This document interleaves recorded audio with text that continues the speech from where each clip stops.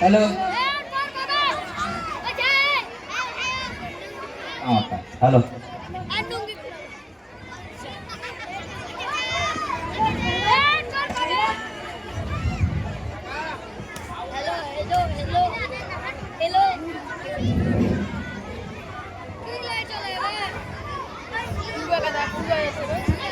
Hello hello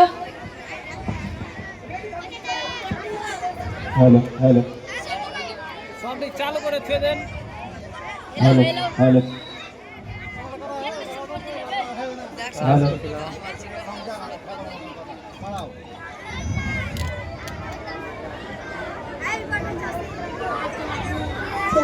শুরু করো। দোহাই কর্তা, এবারের মতো মাফ করে দেন। অনেক কষ্টের মতো 100টি টাকার করে করেছি। 100 টাকা কি রে? 500 টাকার 1 টাকাও কম দাও না, সে তো আগেই বলেছি। আমি গরিব চাচা, এতগুলো টাকা কোথায় পাবো কর্তা? কোথায় পাবি তা আমি কি করে বলবো? ওই টাকা দিতে পারিস দে, নয় জেলে যা। আমার সময় নষ্ট করিস না, অনেক কাজ আছে। হে আল্লাহ, এখন আমি কি করি? টাকাগুলি মহাজনের হাতে তুলে দিতে না পারলে সারা জীবন জেলে কাটাতে হবে।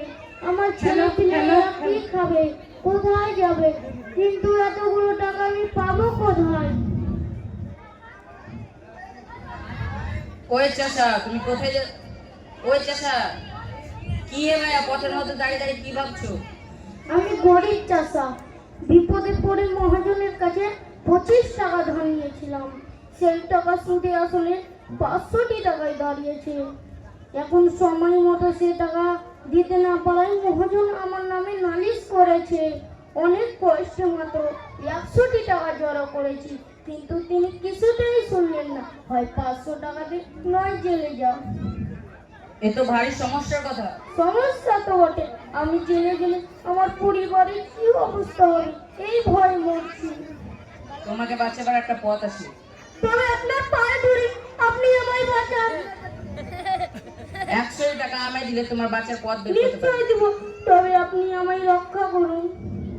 তবে শুনো, আমার ফোন দি বলি আদালতের করবার গিয়ে বাবা, তবে কথাটা বলবে না। যে যাই খুশি বলো, গাল দু প্রশ্ন তুমি তার জবাব দিবে না। খালি ফ্যাল ফ্যাল চোখে তাকাবে আর পাঠার মতো বলবে ব্যাঁ ব্যাঁ ব্যাঁ। তা যদি করতে পারো আমি তোমায় খাল্লাস করে দেবো।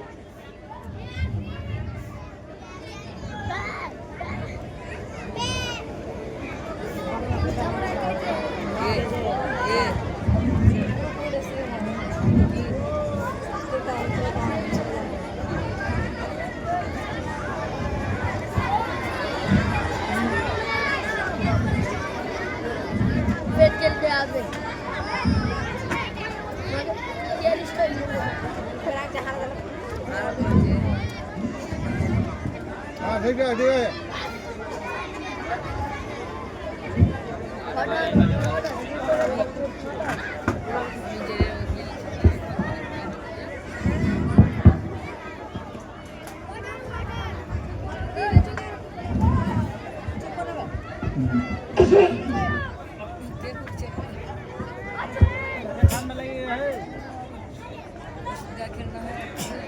আসামি হাজির হওয়া হোক, আদালতের কাজকর্ম শুরু করা হোক।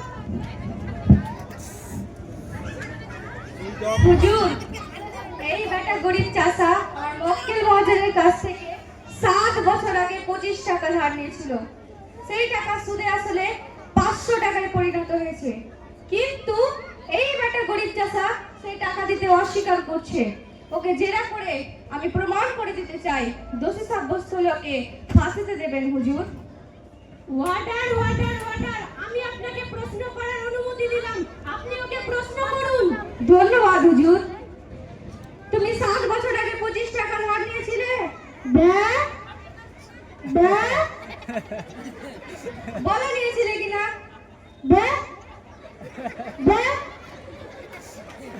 হুজুর, আসামির বেয়াদবি দেখুন। লোকটা পাগল নাকি?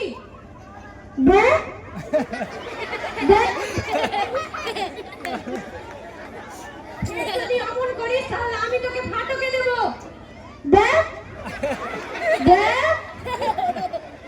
হুজুর, কি আজকের পাগল, ও বহুদিনের পাগল, জন্মের পাগল। তার কি কোনো বুদ্ধি আছে না কাণ্ড জ্ঞান আছে? আবার টাকা ধার নিবে, কি করে উচিত? এই হতভাগা মহাজন এই পাগলকে ঠকিয়ে টাকা নেবার ফোন দিয়ে গেছি। এদিক থেকে বিচার করে দেখুন, পাগলকে শাস্তি দেবার আইন নেই। সব মিথ্যে কথা, সব সাজানো। এই বেটা চাষা টাকা দেওয়ার ভয়ে পাগল সেজেছে। যে জন্মের পাগল তাকে পাগল সাজাবার দরকার কি?